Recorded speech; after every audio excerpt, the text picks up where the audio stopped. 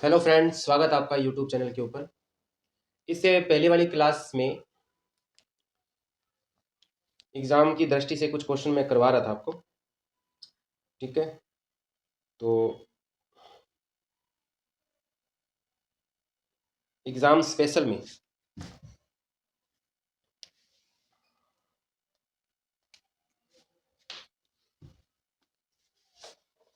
कितने क्वेश्चन हो गए थे अभी? 10% मैंने उसमें करवा दिए थे।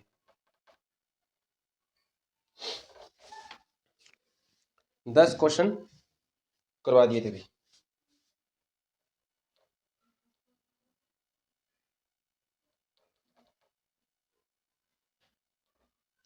और आगे के कुछ क्वेश्चन जो है वो अब स्टार्ट कर रहे हैं। भी देखिए, भी नेक्स्ट जो क्वेश्चन है वेरी इंपॉर्टेंट क्वेश्चन है अभी। तो 11th नंबर जो क्वेश्चन है वो देखिए, 12 और 15 का लेस एप है और मैस एप है, क्या होगा? 12 और 15 का लेस एप है तथा मैस एप है, क्या होगा? ठीक है, तो क्या होगा भाई? तो इस क्वेश्चन को करने के लिए सबसे पहले क्या करेंगे? अपने अभाज्य गुणनखंड करेंगे। किसका भाई? देखिए 12 और 15 का। तो 12 का अभाज्य गुणनखंड करने के लिए तो सबसे पहले 2 का भाग दें, 2 6 का 12, फिर 2 3 6, फिर 3 एकम 3, फिर 15 में 15 का अभाज्य गुणनखंड करेंगे, 3 पे जाएगा, 3 5 या 15, 5 एकम 5। तो 12 के क्या गुणनखंड हुए? 2 की घात 2 और 3 की घात 1। और 15 के क्या गुणनखंड हुए? 3 की घात 1 और 5 की घात 1। ठीक है, तो देखिए जब अपने लेस एप निकालेंगे यानी कि एलसीएम, एलसीएम निकालने के लिए तो क्या करते हैं? अभी जो चीज कॉमन आती है क्या करते हैं? उसकी उच्चतम घात लेते हैं। अब देखो कॉमन क्या रहा है इसमें? 3 आ रहा है और 3 की क्या लेंगे? अपने उच्चतम घात लेंगे। तो 3 की उच्चतम घात 1 ही है। और जो चीज कॉमन नहीं आ रही है उसका भी क्या करेंगे? साथ में लेंगे। अब देखिए 3, ये कितना हुआ? 4, ये कितना हुआ? 5। तो 3 चौके 12 और 12 पंचू 60। ये अपना क्या आ गया? एलसीएम आ गया। और क्या पूछा है इसके अंदर? एचसीएफ पूछा है। मैस एप है, ये क्या होता है अभी? एचसीएफ ही होता है। तो देखिए जो चीज कॉमन आ रही है उन्हीं को लेना होता है, जो चीज कॉमन नहीं आ रही है उसको छोड़ देते हैं।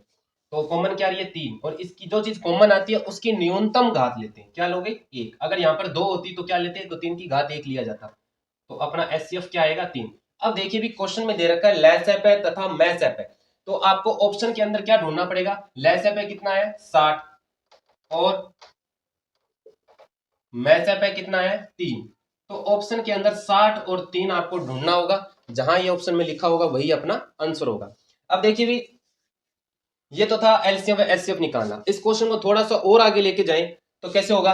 आपसे ये भी पूछ सकता है कि एचसीएफ व एलसीएम का अनुपात बताइए। क्या बताइए? अनुपात बताइए। देखो ऐसा क्वेश्चन आया था फिर एग्जाम में भी, तो बन सकता है, कोई बड़ी बात नहीं है। तो देखिए इसने पूछा क्या है? पहले लिखा है एचसीएफ, तो एचसीएफ कितना निकाला? 3। फिर लिखा है इसने एलसीएम, तो एलसीएम कितना है अपना? 60। अब बताओ रेशो क्या होगा? 3 एकम 3, 3 दूनी 6, तो 1:20। ये होगा अपना रेशो किसका? एचसीएफ अनुपात एलसीएम का। अगर आपसे पूछ लिया जाए कि एलसीएम का अनुपात बताइए एचसीएफ से, एलसीएम और एचसीएफ का अनुपात बताइए, तो 1:20 क्या होगा? 1 होगा। तो ये चीज, इसकी जो सीक्वेंस है वो आप लोग थोड़ा ध्यान में रखना है अभी। ठीक है, बढ़ते हैं फिर नेक्स्ट क्वेश्चन के लिए।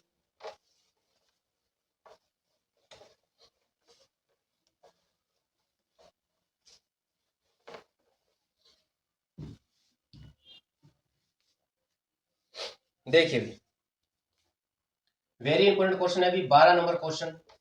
ठीक है, रेखिक समीकरण, रेखिक समीकरण युग्म रेखिक समीकरण युग्म 2x plus 5y 2x plus 5y is equal to 3, उसके बाद में 4x plus 10y 4x plus 10y is equal to -3।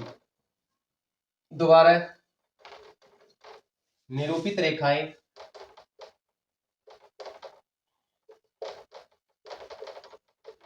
रेखाएं परस्पर होगी।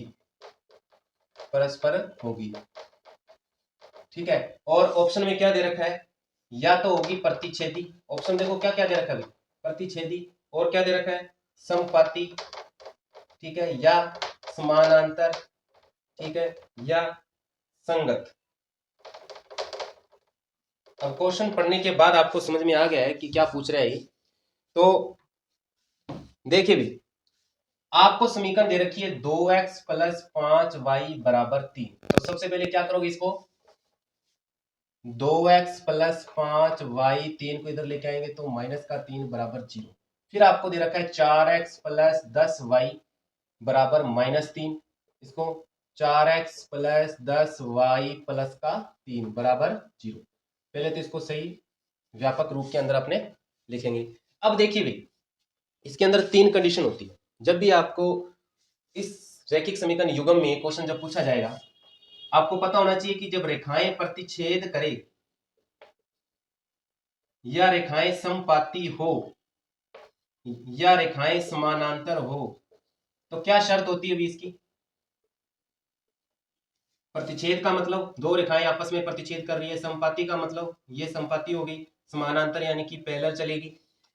यदि a1 बटे a2 का मान b1 बटे b2 के इक्वल ना हो तो रेखाएं आपस में क्या होगी, प्रतिच्छेद होगी, और इसे क्या कहेंगे अपने, अद्वितीय हल बोला जाएगा, या इसको बोल सकते हैं अपने केवल एक हल, या अपने और क्या कह सकते हैं इसको, निकाय संगत या संगत निकाय। ये 3 रिजल्ट आपको ध्यान में रखने। और नेक्स्ट में क्या होगा, a1 बटे a2 बराबर हो b1 बटे b2 के, और ये बराबर हो c1 बटे c2 के। तो कितने हल आएंगे भी इसके, अनंत हल आएंगे। वेरी गुड, कितने हल आएंगे, अनंत हल आएंगे। और निकाय क्या होगा, संगत होगा भाई, इसका निकाय क्या होगा, संगत होगा, ये भी ध्यान रखना है। अब रेखाएं समानांतर हो तो a1 बटे a2 बराबर b1 बटे b2 बराबर नहीं होगा c1 बटे c2 के। जब रेखाएं समानांतर होती है तो कोई हल नहीं आता भी इसमें, क्या नहीं आता, कोई हल नहीं आता, और निकाय क्या हो जाएगा इसका, असंगत निकाय हो जाएगा। तो ये 3 लाइनें हैं जो आपको याद रखनी है, इस पर एक क्वेश्चन बनेगा, हर हाल में बनेगा भी। ठीक है, अब देखिए अपने चलते हैं क्वेश्चन पे। क्वेश्चन में क्या पूछा हुआ था कि ये जो दो रेखाएं हैं वो निरूपित रेखाएं परस्पर होगी, क्या होगी, प्रतिच्छेदी होगी, संपाती होगी, या समानांतर होगी, इनमें से क्या होगी वो आपको बताना है। तो चेक करें अपने, तो a1 का मान देखो भी कितना आ रहा है, a1 का मान 2, a2 का 4, उसके बाद b1 का 5, b2 का 10, उसके बाद -3, फिर ये 3। तो देखिए भी 2 दूनी 4, 5 एकम 5, 5 दूनी 10, और ये कितना आ रहा है, -1। तो अपने पास कौन सी कंडीशन लग रही है भाई, 1/2, 1/2, और ये बराबर नहीं है इसके। अपना आंसर मिल गया होगा भी, किस में आ रहा है अभी, ये a1 a2 बराबर है b1 b2 के, बराबर नहीं है c1 और c2 के। तो इसका कोई हल नहीं होगा, निकाय असंगत होगा, रेखाएं कौन सी होगी इसकी, समानांतर होगी। तो अपना ऑप्शन क्या आएगा भाई इसमें, समानांतर होगी। तो इस प्रकार इस क्वेश्चन को सॉल्व करना है भाई। ठीक है, अब चलते हैं नेक्स्ट क्वेश्चन की तरफ।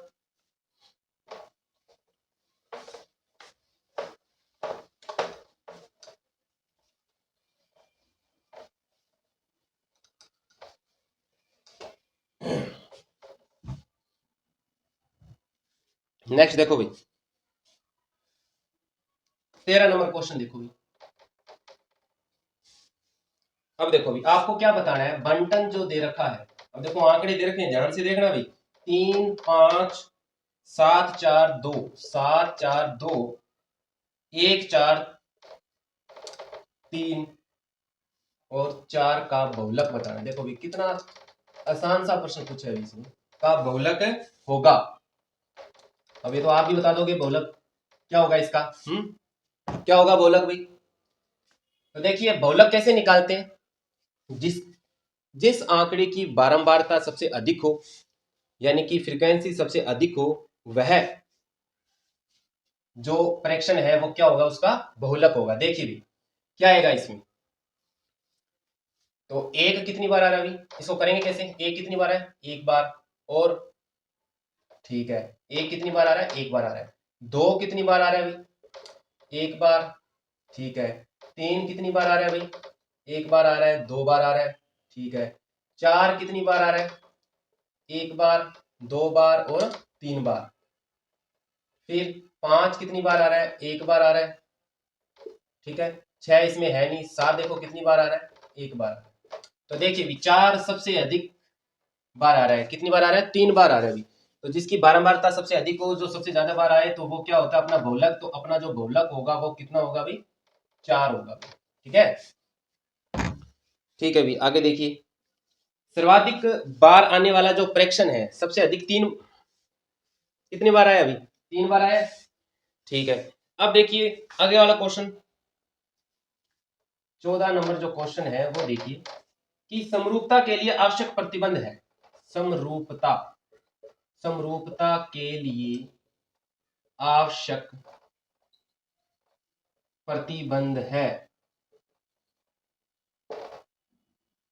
प्रतिबंध है। अब देखो अभी ऑप्शन आपको पता होना चाहिए। देखो ऑप्शन में क्या दे सकता है वो, ऑप्शन के अंदर आपको क्या देगा। अब आपको कौन बताओ कौन कौन से होते हैं। एक तो होता है ए, कौन कौन कौन समरूपता की कसौटी, या इसको बोला जाता है ए, कौन कौन समरूपता की कसौटी। उसके बाद एस, इसे क्या कहा जाता है भी, भुजा भुजा भुजा समरूपता की कसौटी। उसके बाद एस, भुजा कौन भुजा समरूपता की कसौटी। ये सारी क्या है अभी, समरूपता की क्या है, प्रतिबंध है। अब ये सारे उपयुक्त सभी, उपयुक्त सभी समरूपता की क्या है अभी, कसौटी है। ठीक है, देखिए भी आगे चलते हैं। आगे वाला क्वेश्चन देखो भी, आगे वाला क्वेश्चन इससे भी ज्यादा अच्छा है अभी। देखिए 15 नंबर जो क्वेश्चन है, 2 sin 45 डिग्री फिर उसके बाद cos 45 डिग्री का मान होगा, का मान पूछा भी। ठीक है, इसके नेक्स्ट वाला क्वेश्चन देखो, प्रथम पांच। अब देखो ये क्वेश्चन आपको करना है। देखो प्रथम पांच पूर्ण वर्ग संख्याओं का, पूर्ण वर्ग संख्याओं का क्या निकालना है, माध्य ज्ञात करना है, माध्य ज्ञात करो। ठीक है, उसके बाद 70 नंबर क्वेश्चन देखिए, आगे दे रखा है अभी, एक बेलन की ऊंचाई, यदि एक बेलन की ऊंचाई, बेलन की ऊंचाई, बेलन की ऊंचाई दे रखी है 11 सेंटीमीटर तथा उसका वक्र पृष्ठीय, तथा उसका वक्र पृष्ठीय, वक्र पृष्ठीय क्षेत्रफल कितना दे रखा है, वक्र पृष्ठीय क्षेत्रफल दे रखा है 968 सेंटीमीटर। तो बेलन की त्रिज्या बताइए, तो बेलन की त्रिज्या बताइए, त्रिज्या क्या होगी। तीनों ही अच्छे प्रश्न है। देखिए कैसे करोगे, तो सबसे पहले करते हैं अपने 15 नंबर जो क्वेश्चन है, 2 sin 45 डिग्री और cos 45। अब आपको पता होना चाहिए कि 2 sin 45 डिग्री और cos 45 का मान कितना होता है, 1/√, कितना होता है भाई, याद आ गया होगा आपको, 1/√2 क्या होता है, 1/√2। cos 45 का भी कितना होता है, 1/√2 होता है। ठीक है, अब देखो तो ये 2 ऊपर आ गया, √2 को √2 से गुणा करेंगे तो 2 कट गया, कितना आया भाई, 1। बिल्कुल सिंपल सा क्वेश्चन आया अभी। ठीक है, सारणी आपको अच्छे से आनी चाहिए। ठीक है, और देखो जो साइन के जो मान है 0, 30, 45, 60 और 90, तो कैसे याद करोगे। साइन 0 कितनी होती है, 0, 1/2, 1/√2, √3/2 और 1, और cos के मान याद करने हैं तो फिर 1√3/2, उसके बाद 1/√2, उसके बाद 1/2, 0।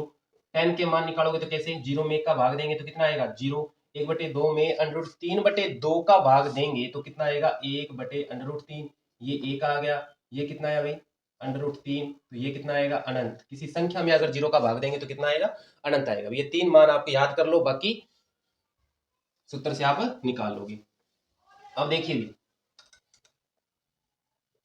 16 नंबर क्वेश्चन देखिए, वेरी इंपोर्टेंट क्वेश्चन में देखो माध्य निकालना मैंने आपको बताया था पहले भी, और कैसे निकालोगे, सबसे पहले 5 पूर्ण वर्ग संख्याओं का माध्य निकाल। अब देखो सबसे पहले पूर्ण वर्ग संख्याएं होती कौन सी है, अब कईयों को ये नहीं पता होगा पूर्ण वर्ग संख्याएं कौन सी होती है, क्वेश्चन यही छोड़ देंगे।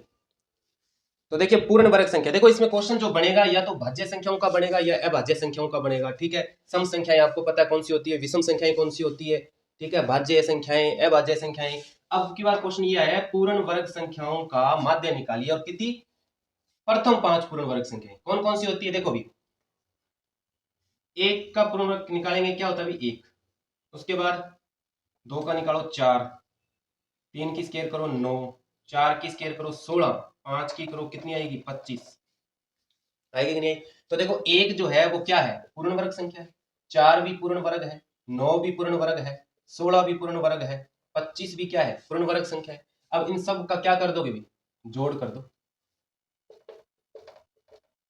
जोड़ कर क्या करोगे, कितने का भाग दोगे, 5 संख्याएं है तो 5 का भाग दे दो। तो देखो भी 9 और 1 10, 20 30, 30 और 20 50 55, 5 का भाग दे दो कितना आएगा 11, तो इसका माध्य कितना आएगा भी 11 आएगा भी। अब देखिए भी आगे वाले क्वेश्चन पे चलते हैं अपने। यदि एक बेलन की ऊंचाई 11 सेंटीमीटर दे रखी है तो उसका वक्र पृष्ठीय क्षेत्रफल कितना दे रखा है भाई 968 सेंटीमीटर। अब देखो ये क्वेश्चन करने के पहले आपको ये पता होना चाहिए कि बेलन में वक्र पृष्ठ कैसे निकाला जाता है, ठीक है, और उसका आयतन कैसे निकाला जाता है, कुल पृष्ठीय क्षेत्रफल पूछ ले तो कैसे निकाला जाता है। तो देखिए ये होता है बेलन,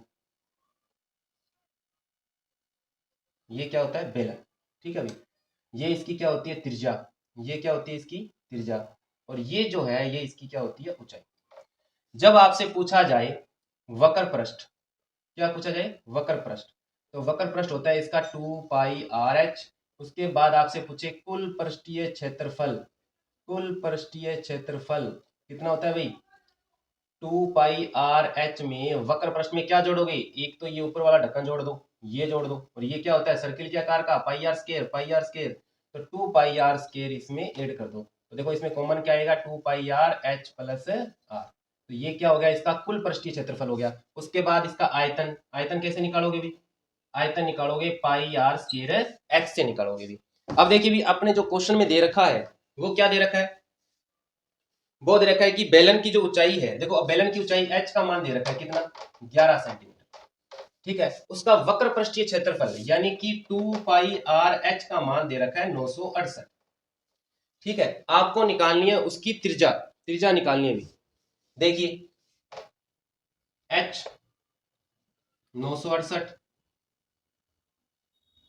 त्रिज्या निकालनी है, r का मान निकालना है, तो 2πh कहाँ आ गया इसके बटे में। अब h का मान रख दो, क्या होता है h का मान होता है 11 दे रखा है जो कि, और पाई का मान क्या रख दिया 22/7, और ये 7 यहां से कहां चला गया भाई ऊपर आ गया, ठीक है। अब भाग दो, 2 का भाग दे दो, कितने पे जाएगा 2 चौके 8, 2 8 है 16, 2 चौके 8, ठीक है, फिर 2 का भाग दे दो,